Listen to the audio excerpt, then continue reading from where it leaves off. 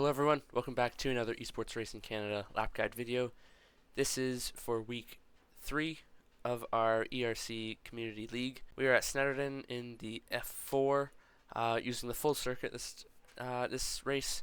This track is a good mix of fast corners, slow corners, medium corners, and a good complex of corners in the last sector, middle sector-ish. Few tight, tricky corners that you need to get right in order to be super fast through there. But yeah, let's jump right into the hot lap and then the lap guide.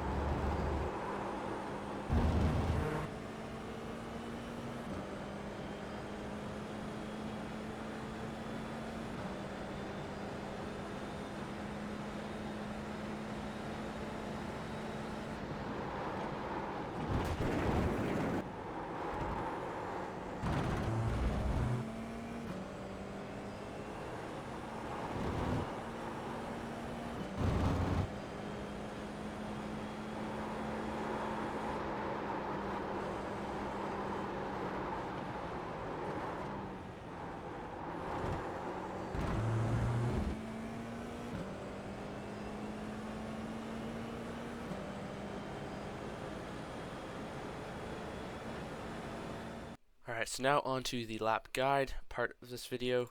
Heading into turn 1 here, quick right-hander. I'm using the 1 marker as my turn-in point, using all the track on entry, and I turn in and applying like 5 to 10% brakes just to get the front end pointed down. It's faster than just lifting and waiting for the car to turn. So adding the brakes will definitely help you go through this corner quicker. Using the curb on entry, there's a big drop here and over here, so you want to avoid those. Just trying to keep up as much speed as possible and not understeering off the track. So using all the track on exit as well, running all the way to the edge of the curb. Heading into turn 2 here, again using, I use the 1 board, but I'm braking before it. If I go into cockpit view, you can see it's, if I go full speed, it's kind of as it passes the left hand side of my monitor, and I use it as a reference to reach 100%. So not when I apply the brakes, but it's a reference to hit 100%. So braking that, hitting max pressure without locking the brakes, around 95-ish%, using all the track on entry. And then as soon as I start turning in, I'm releasing the brakes. This corner you want to late apex a bit as well, just because there's a long straight afterwards. Or not super long straight, but there's a straight afterwards. And you can get back on power fairly aggressive here. Just keeping little brakes just all the way until you get back on power, just to keep the fronts gripping to the track, avoiding this curb because it is pretty big. But yeah, mashing the throttle. You can run the car over the middle of that curb, that's okay. Heading into turn 3, another quick corner, this one to the left. Making sure, again, my car is all the way to the edge of the track on entry. Using this arrow board as my reference, turning in just as I pass that board, turning and lifting roughly at the same time. Lifting just after I turn, and then onto the brakes barely just to get the front end pointed down. Like turn 1, it's faster than just coasting and waiting for the car to turn. Using all the curb at the apex here, just to make the track as short as possible. You can run all the way wide on exit here. There's no off track there, so making sure you use all the track anywhere, because that is probably one of the biggest places to be losing time around a track. So heading into the next corner, again using the one board as it passes the right hand side of my monitor. This one, if I go back a bit, you can see the white line on the right kind of curves to the right. So you want to align your car with that part, not the first bit. But if you want to gain as much time as possible in this corner, it's best to line your car up with the second part of the white line rather than the part that points towards the corner. So lining yourself with that, again hitting 90-95% brakes and trailing the brakes as I turn in. Late apexing this one because it is a fairly long corner, so you don't need to get your speed down to apex here and then over here again. You can just turn a bit later and apex right around here. Mash the throttle, use all the track on exit. Heading to the next corner, fast left-hander. I am using this Marshall post here as my turn-in point. I turn in fairly quickly and then lift. I'm aiming to cut as much of this track as possible. You can see I go through this bollard or cones, whatever they are. Doesn't affect the car, yeah, you don't get an off track, so just free track to be used. So using that, you don't need to run all the way wide on exit either, just because the next corner is a right-hander and it is fairly soon, so just trying to keep up as much speed without going off the track there. This one, using this arrow board again as it passes the left-hand side of my monitor.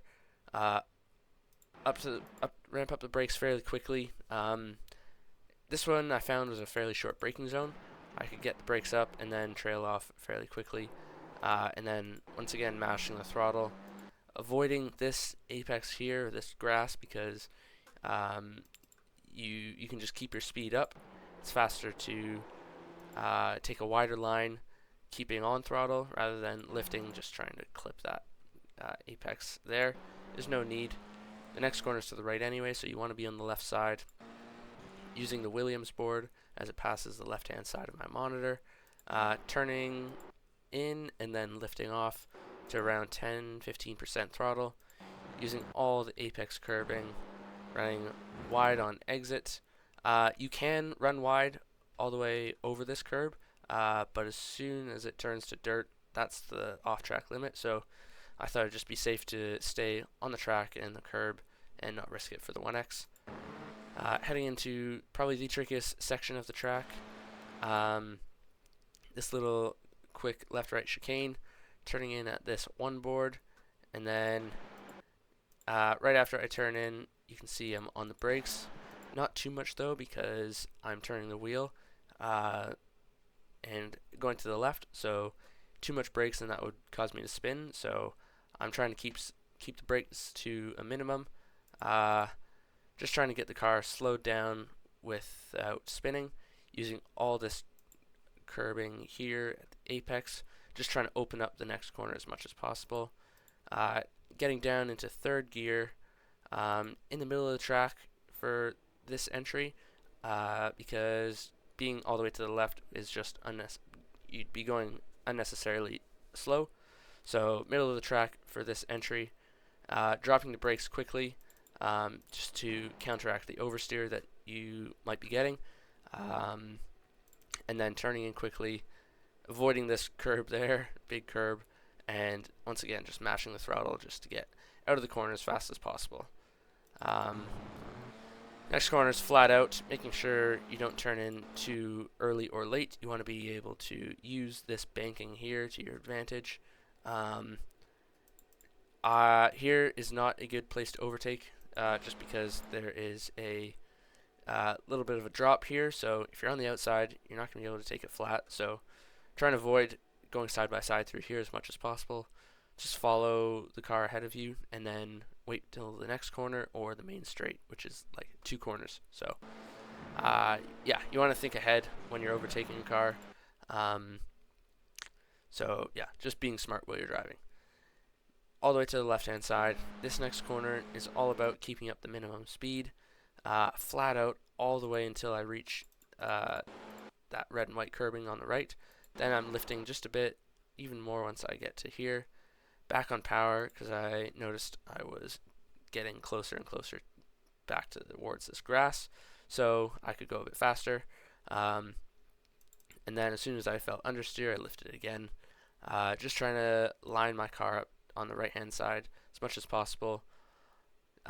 This braking zone is curved, so you want to ramp up the brakes slowly as the steering winds back to the center, and only when the wheel is in the center you can hit maximum brake pressure. So slowly ramping the brakes up, not even at full brake pressure yet, and then turning in just after this bollard on the right.